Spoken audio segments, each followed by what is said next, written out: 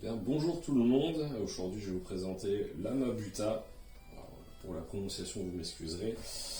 Alors apparemment de ce que j'ai trouvé comme information, ça viendrait des conseillers que les communistes avaient envoyés chez Mobutu, qui avaient la même coupe d'uniforme, en tout cas la même couleur, c'est pas exactement la précision, et ils auraient appelé ça la Mabuta. Donc les conseillers soviétiques sont revenus, ont donné le surnom. L'Union soviétique a disparu, mais les forces spéciales, donc le KGB est devenu le FSB, mais ils ont gardé la coupe. Alors on est passé du marron au kukla, donc une copie du camouflage anglais, et on est ensuite passé sur des uniformes en noir, mais la coupe reste exactement la même. Donc c'est une veste, un pantalon, et on a toujours les mêmes poches, la même organisation générale qui est restée. Alors dans les années fin 90, début 2000, il y avait deux fabricants principaux, hein. Il y avait SSO et Uniformtex. Donc celle-là apparemment ce serait Uniformtex. J'ai pas les étiquettes à l'intérieur, tout a été découpé proprement. Mais vu qu'il n'y a aucun bouton avec la mention SSO, que ce soit sur les pressions ou sur les boutons, on peut penser que c'est Uniformtex. Sur le coton, on est super costaud. C'est vraiment du tissu extrêmement épais. Il y a des doublures aux bons endroits. C'est quand même assez bien coupé. On est sur une coupe années 80, malgré tout. Donc ça reste court. Il n'y a pas des amplitudes énormes façon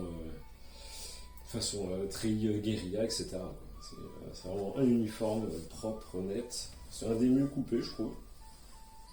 Sur la veste, on n'a pas beaucoup de poches. On a deux poches d'épaule à velcro. On a deux poches à l'avant et une poche à l'intérieur, dans un tissu un peu moins qualitatif. C'est vraiment bizarre par rapport au reste. À l'intérieur, on a un morceau de tissu qui peut servir pour rapiécer. C'est une fermeture par boutonnière, avec un col façon chemise, et un élastique qui est réglable à l'intérieur, avec des boutons toujours. Et c'est tout. Voilà, c'est extrêmement simple, il n'est pas sans d'épaule, vraiment c'est une coupe à l'ancienne. Le pantalon, on voit que c'est une Mabuta à cause de la poche à couteau qui est à l'arrière. Poche à couteau qui semble avec deux pressions. Pour bien sécuriser le tout, on peut glisser l'étui. Et on a des lacets qui permettent d'accrocher l'étui à mon avis. On referme et voilà, on a un couteau à disposition sur la cuisse à l'arrière. Niveau poche, on a deux poches au niveau à l'avant, doublées par deux poches supplémentaires sur l'avant de la cuisse, et c'est tout. Voilà. Enfin, les deux poches arrière, pardon, avec la fermeture par roue. Pour la fixation du pantalon, ça peut être avec des passants de ceinture ou avec des passants pour les bretelles. On a des aérations un peu partout sur les endroits stratégiques, donc sous les bras, entre les cuisses et à l'arrière sur la jambe, donc sous la guêtre. Parce que le pantalon, il a une guêtre intégrée qui se ferme avec de la ficelle. Et en dessous, on a encore une aération qui a été ajoutée. Pas trop l'intérêt de celle-ci, mais elle est présente, donc c'est toujours intéressant. Et voilà, alors je vais vous montrer quelques petits détails en plus sur la veste. Donc on a une attache de col. Le col en lui-même, donc il a une coupe à l'ancienne, mais il peut se fermer aussi un peu à la façon du col Mao, on va dire, hein, qui a un velcro qui se referme de l'autre côté.